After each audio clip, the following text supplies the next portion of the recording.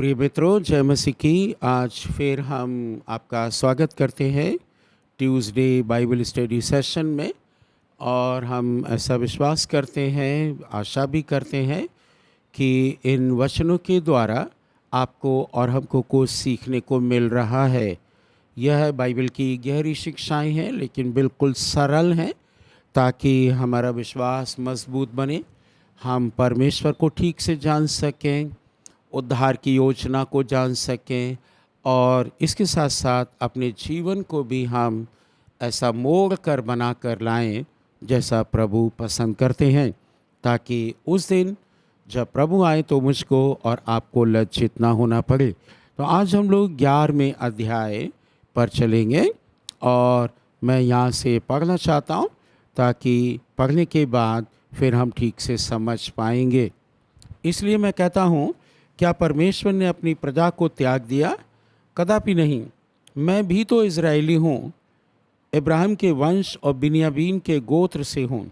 परमेश्वर ने अपनी प्रजा को नहीं त्यागा, जिसे उसने पहले ही से जाना।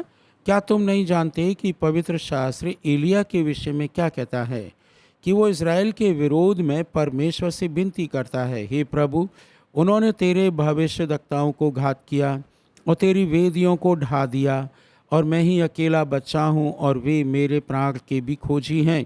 परंतु परमेश्वर से उसे क्या उत्तर मिला? मैंने अपने लिए 7,000 पुरुषों को रख छोड़ा है, जिन्होंने बाल के आगे घुटने नहीं टेके हैं।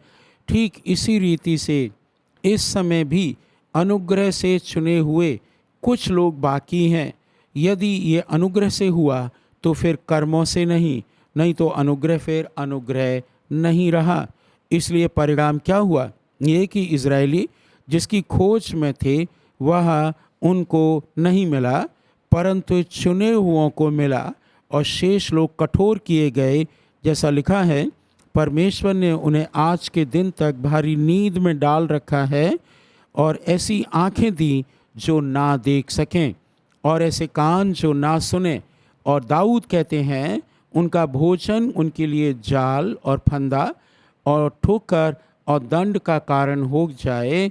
उनकी आंखों पर अंधेरा छा जाए ताकि ना देखें, और तू सदा उनकी पीठ को झुकाए रख। अतः मैं कहता हूँ, क्या उन्होंने इसलिए ठोकर खाई कि गिर पड़े? कभी भी नहीं, परंतु उनके गिरने के कारण अन्य जातियों को उद्धार मिला, कि उन्हें जलन हो। इसलिए यदि उनका गिरना जगत के लिए धन और उनकी घटी अन्य जातियों के लिए संपत्ति का कारण बनी, तो उनकी भरपूरी से क्या कुछ ना होगा। अब इसमें हम लोग थोड़ा समय लेंगे और आगे चल के जो बात प्रेरित पौलुस कह रहे हैं उसको समझना थोड़ा आसान होगा। यहाँ पर कहते हैं वे कि इसलिए मैं कहता हूँ, क्या परमेश्वर ने अपनी प्रजा को त्याग दिया है? वो कहते हैं नहीं, परमेश्वर ने इज़राइलियों को नहीं त्यागा। पिछले दिनों में मैंने बताया था कि एक थियोलॉजी थी, रिप्लेसमेंट थियोलॉजी, और वो कहते हैं कि अब चर्च ही सब कुछ हो गया है और इज़राइली लोग पीछे छूट गए, प्रभु से अब उनका कोई नाता नहीं रहा है। परंतु वह बात सत्य नहीं है। वो थियोलॉजी दुनिया में बहुत फूली फली चल भी रही है कहीं कहीं जगह, लेकिन हमको और आपको सतर्क रहना है। और सतर्क कब रह पाएंगे? जब इस प्रकार की बातें आप सुनेंगे। अगर नहीं सुनेंगे, इस प्रकार की बात समझेंगे नहीं, और आपको पढ़ाई भी नहीं जाएंगी, तो फिर आप केवल एक छोटी मछली की तरह ऊपर ऊपर तैरते रहेंगे, और आकाश का पक्षी भी ले जा सकता है और कोई बड़ा कीड़ा भी उसको खा सकता है। इसलिए आपको ये समझना आवश्यक है। प्रेरित पौलुस यहाँ कहते हैं, परमेश्वर ने इज़राइल को नहीं त्यागा, क्योंकि इज़राइली तो मैं भी हूँ। वो बताते मैं बिन्यामीन के गोत्र का हूँ। परमेश्वर ने अपनी प्रजा को नहीं त्यागा और वो कभी नहीं त्यागेंगे, और उनको ही प्रभु ने पहले से चुना जाना। इसलिए चोजन जनरेशन वही कहलाते हैं। हम और आप जो हैं अन्य जाति माने जाते हैं। परमेश्वर ने अपनी प्रजा को नहीं त्यागा, उसने उसे पहले ही से जाना।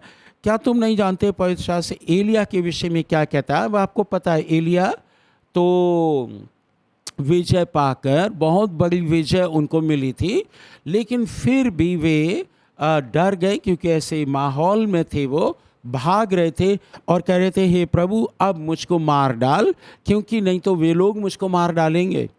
और ये जो नबी थे, बाल के नबी ज़रूर थे, क्योंकि आहाब की पत्नी ने इनको पोषित किया था, लेकिन ये जो नबी थे एक्चुअली में ये इजरायली लोग ही थे। कैसा लगेगा आपको कि प्रभु के लोग हैं, वो चर्च में भी जाते हैं और कहीं दूसरी जगह भी जाते हैं, वो परमेश्वर के कहलाते भी हैं, उनके नाम भी क्रिश्चियन हो सकते हैं, क्रिसमस पे केक भी बनाते हैं, नए कपड़े बनाते हैं, चर्च सजाते हैं और सब कुछ मसीह के लिए करते हैं, लेकिन एक कोना उनके लिए वह भी करता है जो परमेश्वर की दृष्टि में घृणित है। और ये आज मुझको और आपको समझना है, क्योंकि ये समस्या आज ही नहीं उस समय भी थी। वो कह रहे हैं कि ये तो जो बाल के नबी हैं ये मुझे मार डालना चाहते हैं। तब परमेश्वर ने कहा कि तू मत चिंता कर, तू क्यों कहता है मैं अकेला ही बचा हूँ, मेरे लिए मैंने अभी तक रिजर्व रखे हैं 7,000 लोग, जिन्होंने बाल के आगे घुटने नहीं टेके, बाल देवता के आगे। और इसी रीति से इस समय भी अनुग्रह से चुने हुए कुछ लोग बाकी हैं। यदि अनुग्रह से हुआ है तो फिर कामों से नहीं हुआ। बार बार प्रेरित पौलुस वहाँ बता रहे हैं कि आपके धार्मिक कामों से, आपके अच्छे कामों से नहीं, प्रभु यीशु के पास आने और उन पर विश्वास करने, उनकी आज्ञाओं का पालन करने और उनके पीछे चलने से तुम्हारा उद्धार होगा, आपके और मेरे प्रयास से नहीं। ये बता रहे हैं वो। और इसीलिए वो कहते हैं कि अभी भी चुने हुए लोग हैं जो अनुग्रह से चुने गए हैं, वे रिजर्व रखे हुए हैं परमेश्वर ने इजराइलियों में से। इसीलिए आपने देखा होगा कुछ सेक्ट है, खास करके TPM, दी पेंटिकॉस्टल मिशन, पहले वो सीलोन पेंटिकॉस्टल कहलाते थे, वो ये मानते हैं कि केवल सीलोन पेंटिकॉस्टल चर्च के जो सदस्य हैं वे ही स्वर्ग में जाएंगे, और फिर वे लोग जाएंगे जो 12,000 गोत्र हैं, यानी 1,44,000 लोग हैं, वे जाएंगे। परमेश्वर ने उनको रिजर्व रखा है। लेकिन याद रखिएगा, ये दावा करना ठीक नहीं है कि केवल मेरे चर्च के लोग या मेरे ही लोग स्वर्ग में जाएंगे, क्योंकि आप और हम ये गारंटी कभी नहीं ले सकते, क्योंकि हमने सब चर्चेस का सर्वे किया भी नहीं है और कर भी नहीं सकते, और हम पूछ भी नहीं सकते, और हम उनका न्याय नहीं कर सकते हैं। लेकिन ये उस व्यक्ति के ऊपर है जो प्रभु यीशु पर विश्वास करता है। बाइबल में लिखा है, प्रभु यीशु ने कहा कि इजराइलियों से पहले कौन पहुंचेगा स्वर्ग में? वेश्याएं और टैक्स कलेक्टर, जिसको सब लोग बुरा कहते हैं, वो जल्दी पहुंच जाएंगे। क्यों? क्योंकि वे पश्चाताप कर लेंगे। हम सोचते हैं कि पश्चाताप 10 साल पहले कर लिया बस काफ़ी है, अब अपना जीवन जैसा चाहे वैसा गुजारे। No, this is not the right teaching. तो यहाँ पर वो ठीक कहते हैं कि अनुग्रह से चुने हुए लोग हैं जो सब चर्चेज में हैं। याद रखिएगा, मैं इस बात को भी क्लियर करूं, परमेश्वर ने, प्रभु यीशु ने कहा स्वर्ग में थोड़े लोग प्रवेश करेंगे, तो चर्च के सब लोग तो नहीं जाएंगे। अगर आपका उद्धार नहीं हुआ, प्रभु के साथ नहीं चल रहे, तो छूटने का चांस है, क्योंकि बाइबल ऐसा ही कहती है। इब्रानियों 10:26 में लिखा है कि अगर जानबूझ के पाप करते रहोगे तो फिर नरक मिलेगा। आपको पता है चोरी करना पाप है, आपने ठीक नहीं किया, पश्चाताप नहीं किया, चोरी का पैसा वापस नहीं किया, कोई चीज़ वापस नहीं की, तो फिर नरक आपके लिए खुला रहेगा। ये क्लियर बताना चाहिए, क्योंकि बाइबल तुतलाती नहीं है, हकलाती नहीं है, वो ज़ोर ज़ोर से पाप के विषय में बता देती है। इसलिए ये समझना आवश्यक है कि अनुग्रह से हुआ है उद्धार, और प्रभु के पास रिजर्वेशन में रखा हुआ है। अब क्या होता है, इसको और ठीक से समझें। इसलिए परिणाम क्या हुआ, ये कि इजरायली जिसकी खोज में थे वो उनको नहीं मिला, परंतु चुने हुओं को मिला, और शेष लोग कठोर किए गए हैं। अब याद रखिएगा, इजरायली लोगों को भी धुन थी उद्धार की। पिछले मंगलवार को हमने देखा था, वे धुन में रहते हैं, परंतु वे बुद्धिमानी से नहीं कर रहे हैं। हमको बुद्धिमानी बहुत ज़रूरी है। प्रेरित पौलुस ने कहा, मैं आत्मा से भी गाऊंगा, मैं बुद्धिमानी से भी गाऊंगा। और ये आज के ज़माने में थोड़ा मुश्किल है, क्योंकि पवित्र आत्मा का जो पहला वरदान है वह बुद्धि है, और बुद्धि का वरदान कोई नहीं चाहता है, केवल 2-3 चाहते हैं। नंबर 1, हाथ रख दो, अन्य भाषा बोलेंगे, हाथ रख दो, भविष्यवाणी की सेवा करेंगे, और नहीं तो चंगाई का वरदान। 9 में से 3 ही पसंद है उनको, क्योंकि इससे जल्दी पैसा मिल जाएगा। आप अन्य भाषा बोलोगे आधा घंटा तो लोग सोचेंगे आप तो बड़े धर्मी आदमी हैं, ईश्वर की वाणी बोल रहे हैं। लेकिन परमेश्वर ने, पर प्रभु यीशु मसीह ने कह दिया पब्लिकली नहीं बोलना, कमरे में बोलना, नहीं तो तुमको घमंड आ जाएगा, लोग भी तुमको सोचेंगे और वे तुम्हारे आगे तुरही बजाना शुरू कर देंगे, ढोल बजाना शुरू कर देंगे। इस पाप से बचने के लिए प्रभु ने नियम भी दिए हैं। लेकिन यहाँ हम बात कर रहे हैं कि शेष लोग कठोर किए गए हैं। अब इजरायली लोगों को आप दोषी नहीं ठहरा सकते, क्योंकि वे चुने गए हैं। मैं अक्सर बोलता हूँ और मैं अक्सर मानता भी हूँ कि मैं जहाँ तक हो सकता है मैं इजरायली लोगों का आदर करता हूँ, क्योंकि परमेश्वर ने इब्राहिम को कहा था उत्पत्ति 3:12 अध्याय में कि जो तुझे कोसेगा उसको मैं कोसूंगा, जो तुझे आशीष देगा उसे मैं आशीष दूंगा। यस, मैं ये नहीं कहता कि इजरायली लोगों ने गलती नहीं की, सब ने पाप किया है, बाइबल कहती है, लेकिन वे परमेश्वर के चुने हुए लोग हैं। आपको अच्छा लगे तो, बुरा लगे तो, परमेश्वर ने वही चुना है, वही बात परमेश्वर ने बाइबल में प्रकट की है। तो हम क्या कह सकते हैं, यह है कि हम उनका आदर करें। परमेश्वर ने उनकी आंखें बंद कर रखी हैं, और आगे दाऊद भी यही प्रार्थना करेंगे, हे प्रभु ऐसा हो जाए तो अच्छा रहेगा। लेकिन 11वें वचन में एक बहुत अच्छी बात हमको और आपको सुनने को मिलती है। यहाँ लिखा हुआ है, मैं कहता हूँ क्या उन्होंने इसलिए ठोकर खाई कि गिर पड़े? कभी भी नहीं। इजरायलियों ने इसलिए ठोकर नहीं खाई कि वे गिर पड़े, लेकिन उनका गिरना, देखिए आगे क्या लिखा है, परंतु उनके गिरने के कारण अन्य जातियों को उद्धार मिला कि उन्हें जलन हो, उनको गुस्सा आए। और इजरायली लोगों ने उद्धार के समाचार को रिजेक्ट किया, ताकि उनके रिजेक्ट करने से, उनके इनकार करने से उनकी आंखें बंद की गई हैं, इसलिए वो सुसमाचार हम तक पहुंच गया। इसके लिए हम लोग को उछल के, कूद के और चिल्ला चिल्ला कर प्रभु का धन्यवाद करना चाहिए। इजरायलियों को दोष ना दें। उनके लिए ठोकर का कारण क्या रहा? परमेश्वर ने उनकी आंखें बंद की हैं, परमेश्वर ने उनको थोड़ी देर के लिए पीछे कर दिया है, ताकि हम लोगों तक सुसमाचार पहुंच जाए। तो कितनी मज़ेदार बात है ना। इसका मतलब परमेश्वर हमको भी प्यार करते हैं, और बहुत प्यार करते हैं। हमारे उद्धार के लिए किसी को परमेश्वर ने ठोकर खिला दी, या ठोकर के लिए उनको चुन दिया, या उनको वहाँ रोक दिया, या उनकी आंखों पर पर्दा डाल दिया। आपको याद होगा नए नियम में प्रभु यीशु मसीह ने जब पैराबल्स में सारी बातें कही, तो चेलों को समझ में नहीं आए। चेलों ने कहा, हे प्रभु आप ये पैराबल्स में क्यों कहते हो, आप सीधी सीधी बात क्यों नहीं करते? उन्होंने कहा कि तुमको समझ दी गई है, अन्य जातियों को समझ नहीं दी गई स्वर्ग के राज्य की। और फिर ये कहा कि मैं इसलिए भी कहता हूँ ताकि वे सुनते हुए ना सुने। वे वहाँ यहूदियों को प्रचार कर रहे हैं, इज़राइल में, इंडिया में नहीं प्रचार कर रहे थे, इंडिया में वो नहीं आए हैं, लेकिन वह यहूदियों को प्रचार कर रहे हैं। और ये कह रहे हैं कि मैं इसलिए कहता हूँ ताकि वे सुनते हुए ना सुने और देखते हुए ना देखें, कहीं ऐसा ना हो कि वे सुने और मन फिराएं और उद्धार पाएं।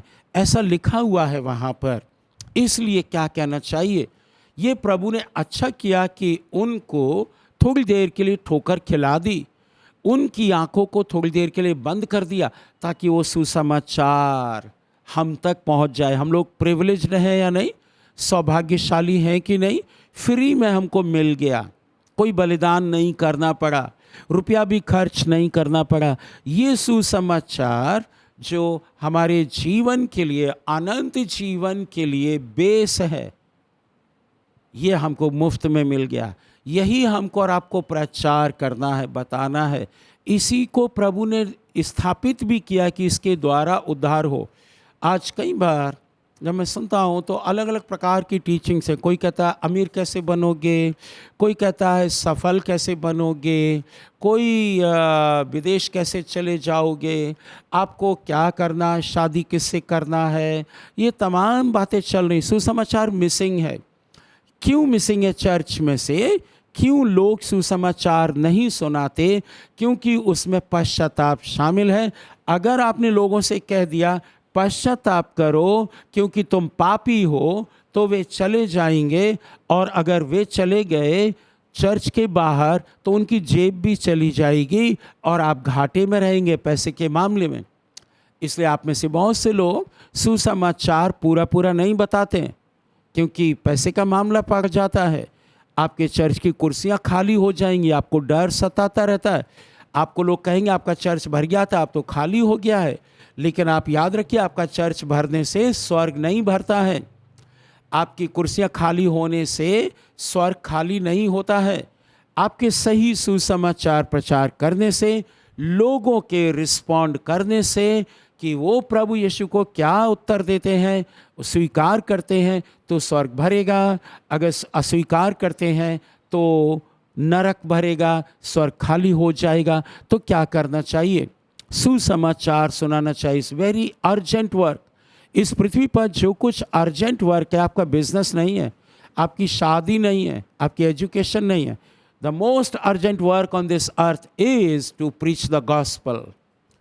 सबसे इम्पॉर्टेंट काम और अर्जेंट काम ये है कि आप सुसमाचार प्रचार करें, क्योंकि आप देखते हैं शैतान, उसके एजेंट, तमाम सिस्टम सुसमाचार को बंद कराने और उसको लोगों के ना सुनने के लिए बहुत कुछ कर रहा है ये संसार, क्योंकि वो जानता है कि अगर सुसमाचार सुन लिया, यीशु की कथा सुन ली, तो जो नाश होने वाले हैं वे बच जाएंगे। हालेलुया। फिर आगे एक और वचन है कि उनको जलन हो, इसलिए यदि उनका गिरना जगत के लिए धन और उनकी घटी अन्य जातियों के लिए संपत्ति का कारण बन गई, तो उनकी भरपूरी से क्या कुछ ना होगा। याद रखिएगा, मैं कई बार चेतावनी भी देता हूँ और ये कहता हूँ कि सुसमाचार जल्दी ही इज़राइल में वापस जाएगा, क्योंकि यहाँ वो कहते हैं कि उनका गिरना और उनका गरीब हो जाना सुसमाचार के मामले में अन्य जाति हमारे और आपके लिए संपत्ति का कारण हो गया। हालेलुया। दैट मीन्स हमको वो मिल गया जो हम खोज भी नहीं रहे थे। हमको वो मिल गया, यानी स्वर्ग मिल गया बिना पैसे के, बिना कोशिश किए। हमको मिल गया केवल विश्वास के द्वारा, प्रभु यीशु मसीह की आज्ञाओं को मानने के द्वारा, उनको प्यार करने के द्वारा, क्रूस पर बलिदान देने के द्वारा उन्होंने हमारा उद्धार किया, हमको फ्री में मिला है। इसलिए हमको इसको सजा कर रखना है। जब तक ये है हमारे देश में, प्रचार करें, ज़्यादा प्रचार करें, नहीं तो अब क्या होगा, उनकी भरपूरी होगी। This gospel message will go back to Israel, और जब वहाँ पर पहुँचेगा उनकी आंखें खुल जाएंगी। इसलिए कितना अर्जेंट है ना सुसमाचार। बाइबल बताती है कि क्रूस की कथा नाश होने वालों के लिए तो मूर्खता है। जब आप किसी को सुसमाचार सुनाते और वो स्वीकार नहीं करता, तो फिर क्या होगा? उसके लिए सुसमाचार, ये कथा, कुंवारी मरियम से एक व्यक्ति पैदा हुआ, उनका नाम यीशु था, वे क्रूस पर मारे गए, गाड़ दिए गए, तीसरे दिन जिंदा हो गए, दोबारा आने वाले हैं। उनके नाम में अगर आप विश्वास करोगे, उनसे पापों की क्षमा प्राप्त करोगे, तो आप स्वर्ग में जाओगे। ये उन लोगों के लिए मूर्खता रहेगी जिनको नाश होना है, जिनको नाश होना है। लेकिन उद्धार पाने वालों के लिए यही कथा सामर्थी बन जाएगी। हालेलुया। ये कथा जब बताते हैं, मैंने अपने जीवन में देखा, कुछ लोग जो तैयार थे पवित्र आत्मा के द्वारा, नए लोग, उनको एक सेशन में थोड़ी सी ऐसी बातचीत, चाय पीते पीते बातचीत किया और उद्धार का सुसमाचार सुनाया। पवित्र आत्मा ने उनके जीवन में काम किया, उनके हृदय को कन्विक्ट किया, और उन्होंने कहा हम आज से प्रभु यीशु के पीछे चलेंगे। हालेलुया। लेकिन ये कब तक है मुझे नहीं मालूम। जब तक हमारे पास सुसमाचार है, इसको थामे रहें, प्रचार करते रहें, लेकिन जल्दी ही उनकी भरपूरी के लिए सुसमाचार ये वापस जाएगा। तो आज हम इतना ही यहाँ पर बोलकर समाप्त करेंगे। 11वें अध्याय का 1 वचन से लेकर 12 वचन तक आज हम लोगों ने अध्ययन किया है। अगले मंगलवार को हम इसे और आगे बढ़ेंगे और देखेंगे कि परमेश्वर इज़राइल के लिए क्या क्या कहते हैं और हमारे लिए क्या क्या कहते हैं। आशीष दोनों के लिए, पहले इज़राइली फिर अन्य जाति। और इज़राइलियों को प्रभु ने त्यागा नहीं है, और आज तक आप देखते हैं परमेश्वर ने उनको त्यागा नहीं। यद्यपि वे गलती करते हैं, प्रभु पश्चाताप का आवाहन देते हैं। एक दिन वो कहेंगे, धन्य है वो जो प्रभु के नाम से आता है, और तब उनका उद्धार हो जाएगा। लेकिन उस समय तक उनकी आंखें बंद हैं, कठिनाई का सामना करना पड़ेगा। लेकिन हम और आप प्रभु का धन्यवाद देते हैं कि हमको मुफ्त में मिला है। बाइबल एक बात कहती है, प्रेरित पौलुस ने भी कहा हम उनके लिए प्रार्थना करें। आप में से कितने लोग हैं जो इज़राइलियों के लिए प्रार्थना करते हैं, हे प्रभु वे परमेश्वर, आप परमेश्वर को जान लें, मतलब they will know the real God. वो परमेश्वर जो उनको मिस्र से निकाल लाया, वह परमेश्वर जो इब्राहिम, इसहाक और याकूब की संतान कहलाती हैं, वह परमेश्वर, वह वे लोग जो प्रभु यीशु मसीह की जाति में से आए, यहूदियों में से आए, व्यवस्था उनको दी गई। प्रेरित पौलुस की ये प्रार्थना है, ये प्रार्थना मेरी और आपकी ये होना चाहिए कि इज़राइलियों का उद्धार हो। प्रभु परमेश्वर ने 2 बार कहा है, इज़राइल की शांति के लिए, यरूशलेम की शांति के लिए प्रार्थना किया करो। इसलिए हमको और आपको इज़राइल के लिए प्रार्थना करने की आवश्यकता है। पूरे विश्व के लिए प्रार्थना करना है, अपने देश के लिए भी, लेकिन इज़राइल के लिए भी प्रार्थना करना है कि प्रभु वहाँ शांति दे, क्योंकि वो राजा महाराजा का नगर है। परमेश्वर जब आएंगे, प्रभु यीशु जब आएंगे, तो वहीं पर अपना सिंहासन लगाएंगे और न्याय करेंगे। इसलिए प्रभु को नया यरूशलेम लाना ही पड़ेगा। परमेश्वर आप सबको आशीष दे। अगले मंगलवार को फिर इसी समय मिलेंगे। तब तक के लिए आप प्रार्थना करना, बाइबल को पढ़ना और प्रभु के साथ चलना। प्रभु आपको आशीष दे। जय मसीह की।